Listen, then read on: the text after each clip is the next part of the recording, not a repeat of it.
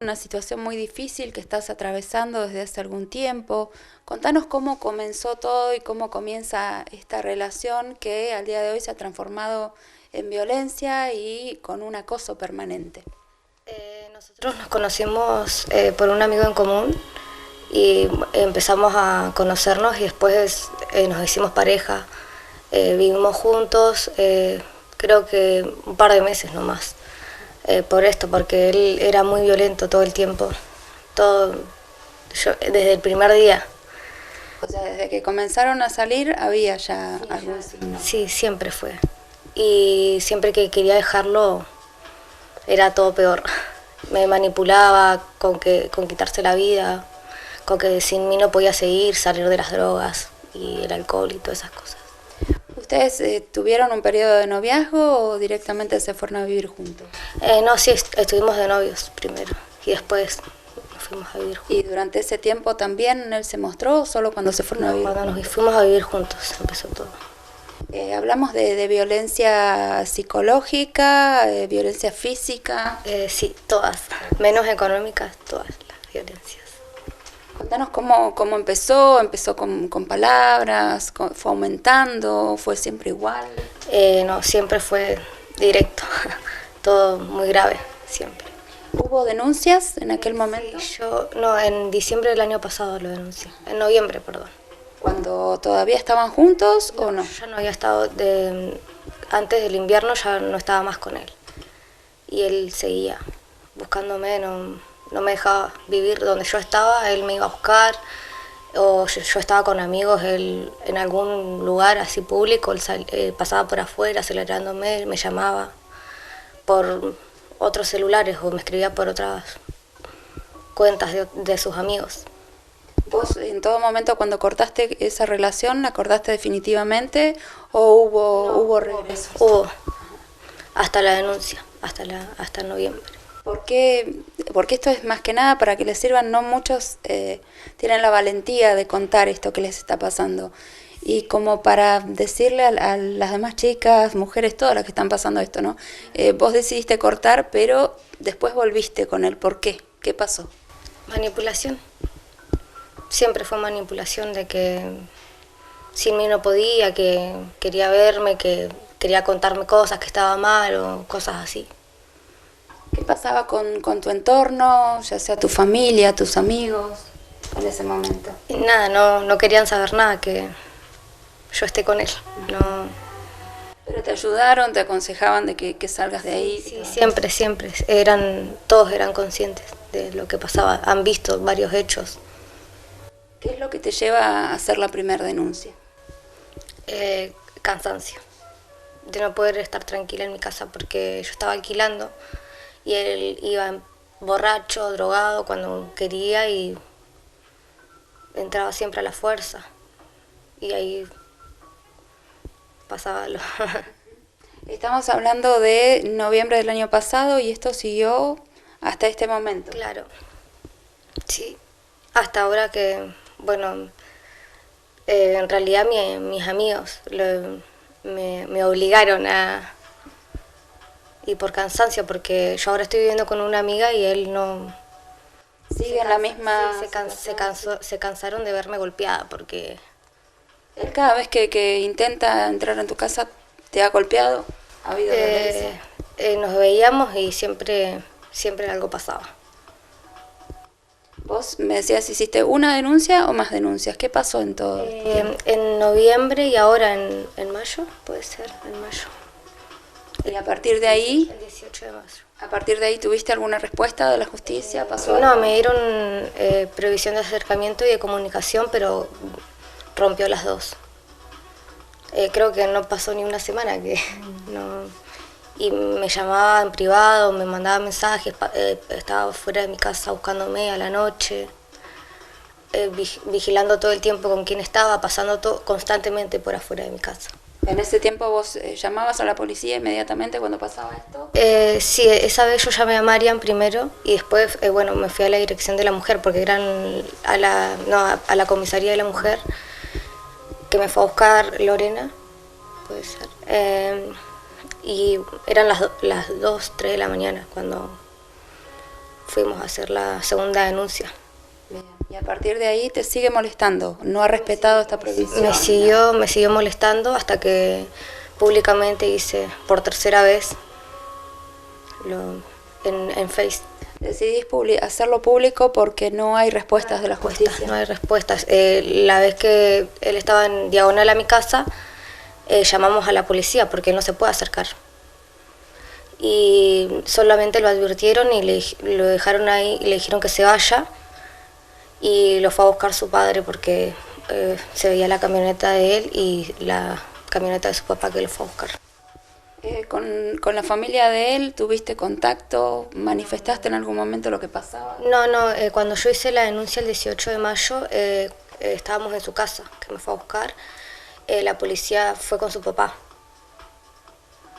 ¿A buscarlo a él? A buscarlo a él, para que me abra, para que me deje salir de la casa. Marian, bueno, unas situaciones que se repiten y que terminamos lamentando porque a nivel país vemos que hay muchas denuncias a veces hasta que pasa algo realmente grave y ya es tarde, ¿no? Esto es lo que se está buscando, es que esto no pase. Tal cual, es un problema que está afectando a muchas mujeres. Ya es difícil para las mujeres tomar la decisión, para las mujeres que son víctimas de violencia de género, tomar la decisión de ir a denunciar porque viven con miedo. Entonces, cuando van a denunciar y en la comisaría de la mujer o en la oficina de violencia o en distintos lugares donde toman la denuncia, empiezan con cuestionarlas, empiezan como a preguntarle por qué hiciste, y sin darle esperanza de que ellas que tomen una medida para que ellas puedan vivir tranquilas. Se les toma la denuncia como que es un trámite más, te dicen que tenemos que esperar a la respuesta del juzgado penal, porque las denuncias son penales, del juzgado penal que está a cargo de Ludovico Pío Pala, no toma medidas, la única medida que toman son restricción de acercamiento. Cuando se hace una nueva denuncia, en el caso de Erika, por desobediencia, porque rompen la restricción, no los detienen, mínimamente se los tendrían que llevar demorados para resguardarla a ella y no les inician causas, solamente quedan procesados, les llegan una notificación, ellos andan con total impunidad por todo el pueblo y las mujeres terminan mirando a sus espaldas constantemente, no pueden salir al supermercado, no pueden salir a ver a las amigas, no pueden salir a ningún lado tranquilas porque tienen miedo de que se las encuentren. Entonces es un problema muy grave que no haya respuesta de ninguno de los sectores que tienen que resolver esto y garantizarle a las mujeres que son víctimas de violencia la integridad física. Y aparte hay algo que quiero remarcar que pasó con ella y con muchas mujeres, que las pasan de una oficina a la otra, que las mandan para esta oficina de acá, para la comisaría de la mujer, de ahí a la de violencia de género, la oficina de violencia de allá abajo del juzgado, y en todas es sin respuestas. Es el mismo trámite administrativo, toman la denuncia y pareciera que es suficiente con eso. A ella hizo la denuncia el día 18 en la comisaría de la mujer, luego a los 3-4 días, no, a los 16 días la llaman de la oficina de violencia de allá abajo para tomarle otra denuncia.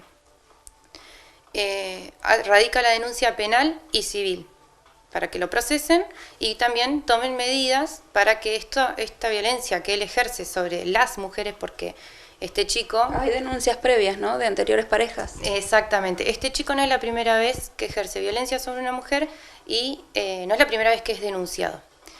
O sea, muchas mujeres lo han denunciado con anterioridad por violencia de género y sigue en las mismas. O sea, que es algo que no se ha trabajado para que esta persona revierta. Desde el juzgado, desde la oficina se hizo la denuncia civil para que lo obliguen a hacer terapia, que los asistan, que los controlen, y se pidió que se le ponga custodia policial a él, por esto mismo, porque no deja de romper la restricción de acercamiento. Entonces, no te lo vas a llevar detenido, bueno, no te lo lleves detenido, pero controlalo y ponele un policía ahí que no se mueva y no se acerque a Erika. Eso es lo que estamos exigiendo en definitiva, porque no hay respuestas en absoluto de ningún sector. La llamaron recién ayer para decirle de que se iba a comunicar con ella el licenciado en psicología Mondelo, que pertenece al juzgado penal de la localidad.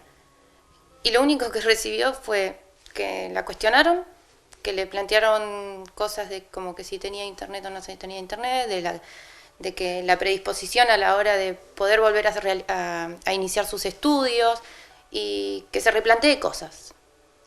No sabemos. Me mandaron a terapia. ¿Esto fue una entrevista que tuviste con el psicólogo? Él me llamó, claro, me mandaron un mensaje el día anterior y me dijeron que a las 10 de la mañana me iban a llamar el psicólogo. Y me empieza a llamar por videollamada. Y yo porque es lo que están haciendo por el tema. Y le dije que no tenía internet en casa. Entonces agarro y lo llamo por llamada común y me dice, ¿no tenés wifi? Me dice, no, le digo. ¿Por qué no tenés wifi? ¿Por qué no? ¿Que no te lo puedes pagar? No. ¿Estás estudiando? Sí. ¿Y tu papá tiene wifi? Sí, tiene. Y te cuesta, es más fácil no hacer nada de tus trabajos que ir a la casa de tu papá, y así, replanteándome cosas que no van al caso a lo que tendríamos que estar hablando, ¿no? Y después me dijo que tenía que replantearme cosas y que es mejor que yo vaya a terapia para poder estar bien y no volver con él, cuando lo que yo quiero es que él deje de molestarme a mí, que deje de estar todo el tiempo encima mío, viendo qué hago, en qué momento encontrarme para volver a ejercer violencia. ¿En este momento tenés alguna custodia, consigna policial? No, en ningún momento denuncié ese día que estaba fuera de mi casa, nunca fue la policía, no me fueron a tocar la puerta para ver si yo estaba bien, estaba dentro de la casa, nada. Erika, ¿vos cómo te sentís en este momento? ¿Tenés miedo? Porque de alguna manera uno se va endureciendo, ¿no? Ante todo esto que va pasando, y a veces se va minimizando. Podemos decir que vos en algún momento minimizaste y pensaste, como lo hacen muchas mujeres, ¿no? De que va a cambiar, de que esto tal vez después va a mejorar. Pienso que algún día se va a cansar y me va a dejar de molestar, pero tampoco es el caso, porque va a seguir haciendo lo mismo con cualquier mujer. ¿Tuviste vos contacto con lo que decía Marian, con otras chicas que hayan vivido lo mismo? Con varias y que viven. ¿Y a uno al día de hoy les pasa lo mismo? Sí. Con esta persona, digo, con quien era tu pareja. No sé, no tengo conocimiento. ¿Pero tuviste algún contacto con alguna de ellas? ¿En algún momento te manifestaron que él ya había sido violento? ¿O sabes sí, de las denuncias? Me han contado. Sí, varias personas. ¿Y a raíz de esto el psicólogo te consultó algo? ¿De qué era lo que te pasaba? ¿Qué tipo de violencia ejercía? Ni me preguntó ni cómo me sentía, no me preguntó eso. Bueno, esto preocupa, ¿no? Porque quienes deberían cuidar la integridad, tanto emocional, psicológica, de las personas, tal vez no están cumpliendo. Entendemos que con esto de la pandemia las cosas se complican más, que la justicia no está trabajando como debiera, pero bueno, en estas situaciones no queremos lamentar nuevas víctimas. No, tal cual. Yo creo que acá hay algo que tenemos que exigir, porque hace mucha falta y queda demostrado en cada acción que se le requiere al Poder Judicial, al juzgado penal, la falta de capacitación con perspectiva de género y la falta de capacitación a la hora de trabajar y atender a mujeres que son víctimas de violencia, porque ya vienen de situaciones súper difíciles, de tomar el coraje, como decía antes, de denunciar, y llegar a una oficina o llegar a encontrarte con el psicólogo o llegar a una audiencia y tener que sentirte cuestionada y juzgada nuevamente, porque si lo volviste a ver o si no lo volviste a ver, si creíste en él o no creíste en él.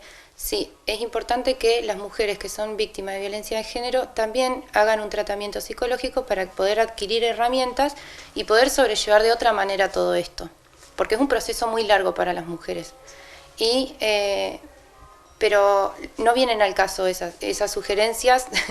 Lo que a ellos tienen que garantizarle es la integridad física y que puedan vivir y dormir tranquilas, porque no ha pasado una noche en la que puedan estar tranquilas en la casa y apoyar la cabeza en esa almohada y decir hoy duermo tranquila, ¿sí? Porque después de la denuncia penal y civil que se hizo, él rompió la restricción, volvió a denunciar, la policía no llegó, llegó la dirección y la acompañaron a la comisaría. En la comisaría son 2-3 horas más, en la plena madrugada, uno está cansada, se siente estresada, y después eso fue el 18, denunció. El 4 de junio rompió por primera vez la medida de restricción de acercamiento, y el 8 de junio de nuevo volvió a romperla. Ella llama a la policía y la policía, ¿qué hace? Va hasta donde estaba él y le dice que se retire del lugar, y él dice: yo no me voy a ir. Entonces, ¿qué hace la policía? Le notifica al padre. El padre es ex policía, es policía retirado. ¿Ustedes creen que esto tiene que ver? Todo tiene que ver con todo. Nosotras creemos que todo tiene que ver con todo. Sí. ¿Nunca lo llevaron detenido a él? No. Y después de la tercera denuncia que yo hice, bueno, no hice la denuncia, pero llamé a la policía, él me llamó un día después. Y me llamó en privado y yo le atendí el teléfono. Y lo único que hizo fue... Primero me dijo, me decía por otro nombre, como que hacía otra voz para que yo no sepa que era él. Era obvio que era él, porque ¿quién me va a llamar en privado? Me decía: hola María, no sé qué. Y yo le decía: no soy María, está el número equivocado, y le cortaba y me volvía a llamar. Cuando le atendí la segunda llamada, lo único que hizo fue insultarme por todo lo que había hecho. Y ahí corté la llamada, pero no lo denuncié porque no van a hacer nada. Yo sé que me voy a ir a clavar 2-3 horas en la comisaría de nuevo para que me digan que no me pueden ayudar, porque eso es lo que hicieron cuando me fueron a buscar de la dirección, que no me iban a poder ayudar.